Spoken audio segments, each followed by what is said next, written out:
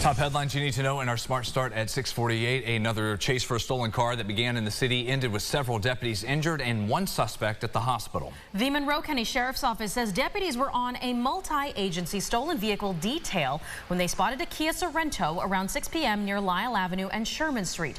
During an attempt to stop this vehicle, the driver sped off, crashing into multiple RPD cruisers and MCSO vehicles.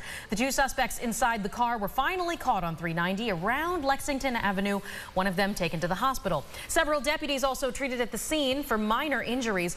Both of the suspects involved face multiple charges.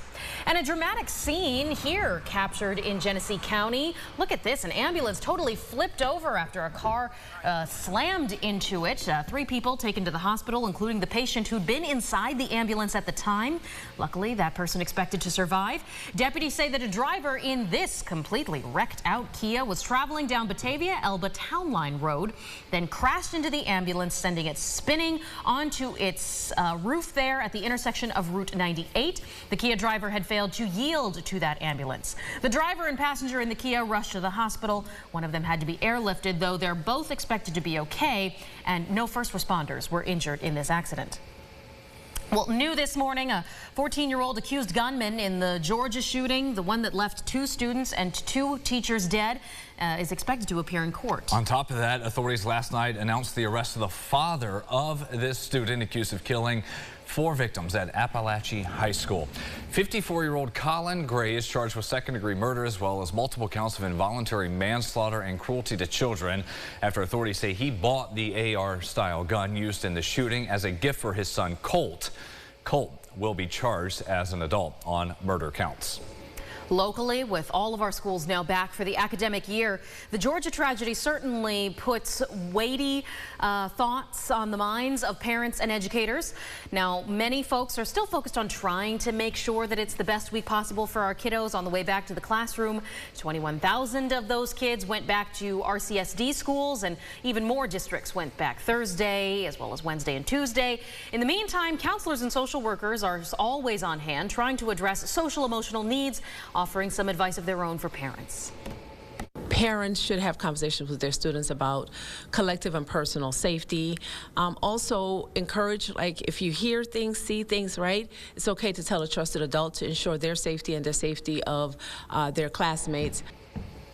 And New York's Commissioner of Education also welcomed back our local students into schools, making a stop in Rochester yesterday. The Irondequoit community remains in mourning as so many friends, family, and neighbors came out remembering 4 victims found dead in a quadruple homicide at a home on Knapp Avenue last Saturday. People came out laying down toys, lighting candles, holding hands, putting photos of the victims on the steps of their home. There was a vigil last night. Saturday, police and firefighters responded for what at first came in for a call for a house fire. When they went inside, that's when they found the 4 victims. The police chief says this homicide scene was the worst he'd been called to in his career. Neighbors tell us they remember seeing this family walking up and down the street all the time, always joyful, always together. And they are heartbroken after learning about what happened to this father, mother, and 2 young kids. They also shared a message in a prayer last night. The Lord is nigh unto them that are of a broken heart, and saveth such as be of a contrite spirit. The godmother of the 2 children killed has launched a GoFundMe account to raise support for loved ones of the victims to help mainly cover travel costs to come here. There are no new updates on the investigation since Monday when the police chief spoke, and still no suspects have been named. At 6:52, your sunrise traffic update here. There was a crash at Lehigh Station Road 390 southbound. That's since been cleared. West side, everything's moving along at speed and good, and no accidents to warn you about on 490 passing through Victor or 590 either. Well, with everybody back at school, you might have just noticed we missed 1 or 2 things in the back-to-school prep, especially when you're on a budget. Maybe you thought, I need another jacket because we've had those cooler mornings. Here's Ron Spitzer joining us live in Rochester at Goodwill, a spot where families should check out, but maybe they don't at first think this could be a place to go.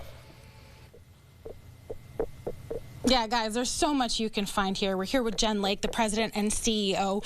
What can, teachers or even parents find here in terms of school supplies? So you can find everything you need for your classroom. If you are a parent and still have some things you need on that school supply list, you can find it in a donated way. So there's papers, pencils. So a lot of times you'll have the loose paper that's left over. And so people, when they ask for a full package, will donate us partial. So we'll put that back together. And then we also have plenty of school supplies, great items that are all going to support our community programs, 211 Lifeline, 988, our suicide hotline, programs for people who are blind. So you can really shop with a cause in mind, supporting your community while saving your pocketbook. And you can also grab yourself a book here or a book for the kiddo. You guys have a program. What is that?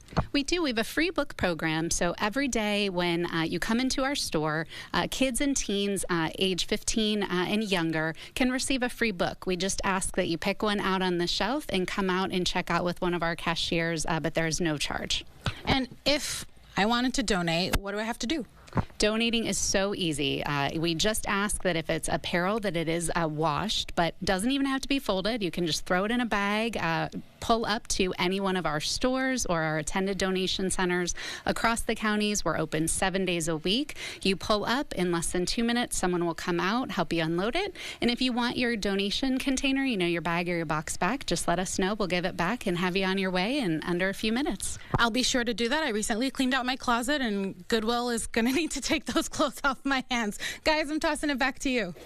Don't even have to fold. Sold. Put it in the bag, drop it off, and you can help out Goodwill. Let's go inside the huddle here this Friday morning ahead of the Bills' Week 1 matchup Sunday against the Cardinals. Head coach Sean McDermott did announce, making it official, Bobby Babich will be calling the plays on defense. He's been with the team since 2017, got promoted up to defensive coordinator in January.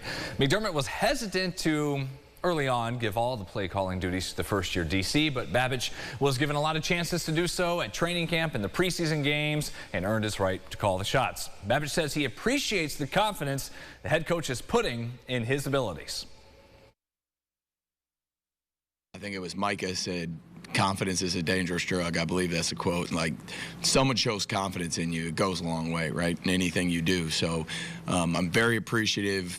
I'm very grateful. And now it's my job to take advantage of the opportunity that he's given me. Be mindful. We'll get your NFL regular season started right Sunday. Buffalo kickoff live, 11:30. Thad Brown, Josh Reed, the whole gang there ready for Week 1, followed by the NFL Today on CBS. And then 1 o'clock, Bills hosting the Cardinals. Kickoff right here on News 8.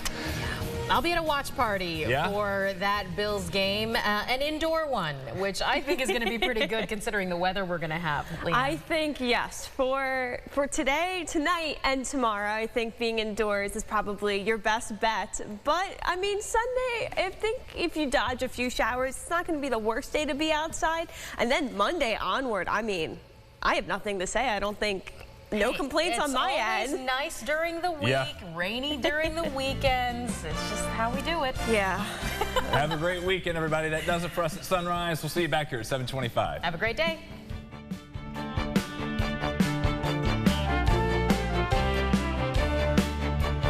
Follow News 8 wherever you are on RochesterFirst.com, Facebook, X, and on our app for news and weather.